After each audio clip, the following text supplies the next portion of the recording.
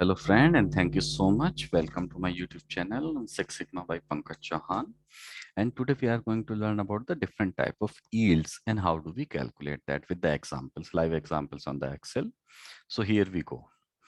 Generally in industry, we calculate three type of yield. First thing we calculate as an FPY, which stand for first pass yield. Then second, we calculate as an RTY, which is the rolled throughput yield.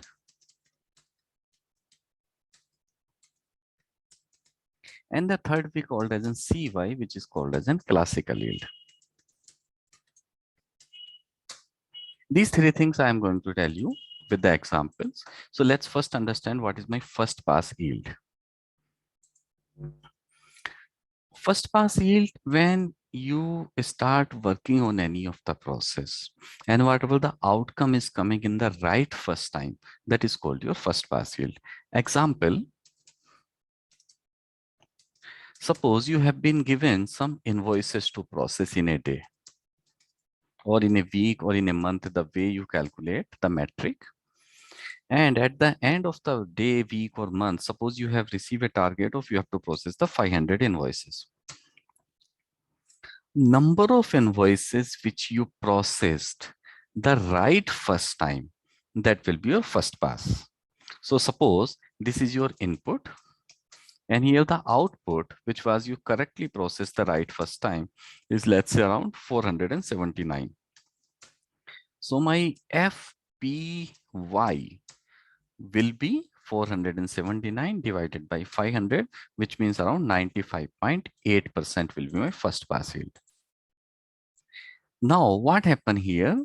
The number of defects you have observed, because the first pass yield is total 1 minus whatever you have divided as an the output was there, 1 minus that output will be your defect, or 1 minus defect is your first pass yield. So here, how much is the defect I got? If we calculate about the defect percentage, that means it's a 1 minus this value, which is around 4.20% was the defect. Now what happened is this 4.20% defect what I have may be reworkable, that will send to the rework, or maybe this is if not reworkable, we'll send it to the scrap. Suppose, so number of defect, if I see how many was this, the total number of defect out of 500 minus 479, I observed around 21. Now these 21 rework I sent for 21 of the defects I sent for the rework. And suppose out of rework, sending for the rework, I could rework, suppose let's say 14 defect out of this. And other was the not reworkable. So we sent for the scrap. So how much is the scrap here? Scrap was 21 minus 14, which means 7 was the scrap. So these 21 which you have found as an defect out of 21, there are 14 are the reworkable, and you have done the rework, 7 went for the scrap. So these rework defect which will be added to your final output here. So if I say my output was 479, which was the first pass, plus the number of rework was 14, I will add 493 I got.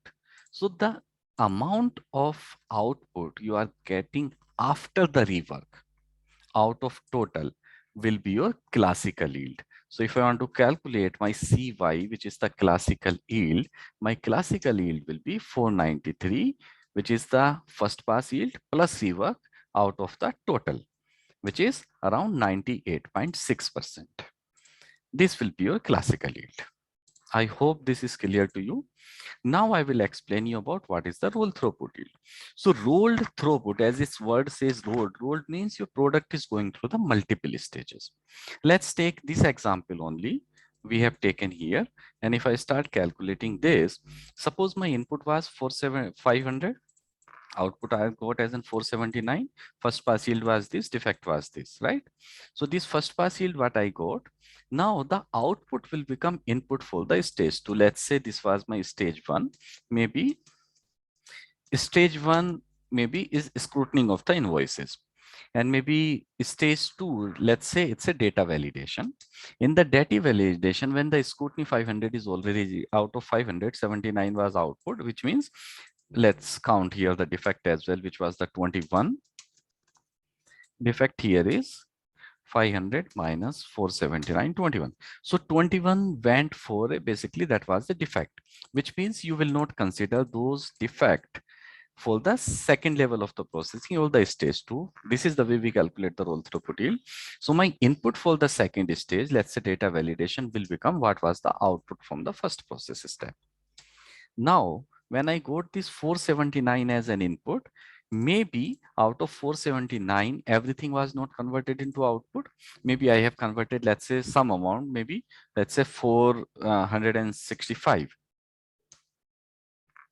So 465, how many defect I got?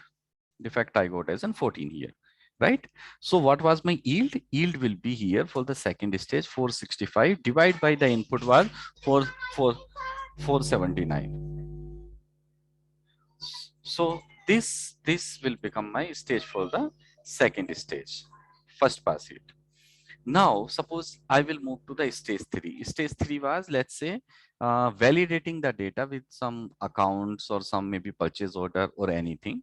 And these 465 will become my input for the third stage, where let's say my output was only 451 or 452. So this means I got the defect around 13 and my yield for the third stage was around 97.20.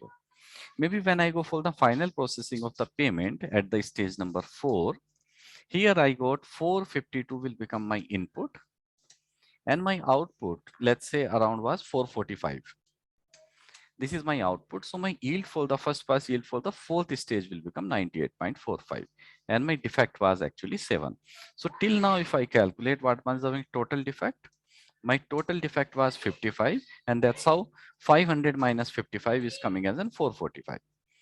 So the roll throughput yield generally we call is the product of all stages first pass yield. If I take a product means if I multiply these value with each other, I'm not putting a formula, I'm directly multiplying. I will tell you the formula as well.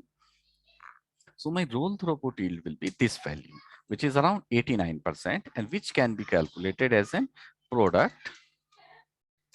If I multiply these factor as an Excel, then I will get the same value, which is 89.0% or 89%.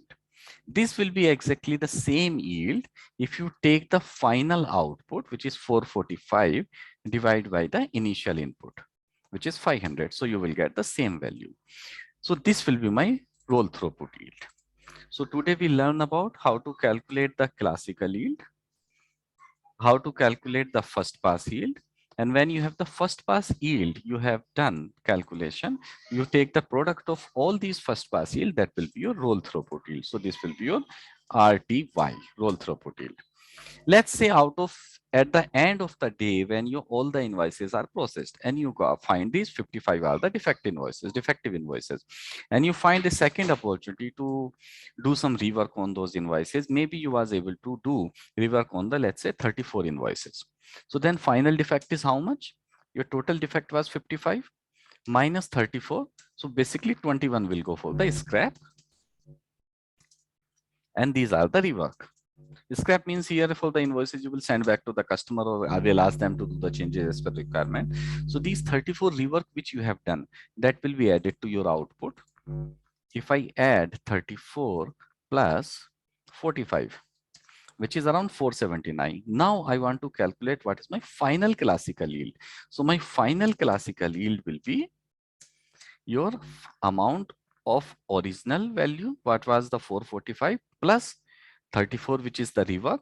Total become your 479 divided by initial input, which is 500. So my classical yield was 98.5%. Sorry, 98.80%. So this is called your classical yield. This will be your roll throughput yield. These are your first pass yield at every stage. I hope you like the video, you understood the calculation. If you like the video, understood the calculation, give me a thumbs up. I will be sharing more video on Six Sigma journey. Thank you so much. You have a good day.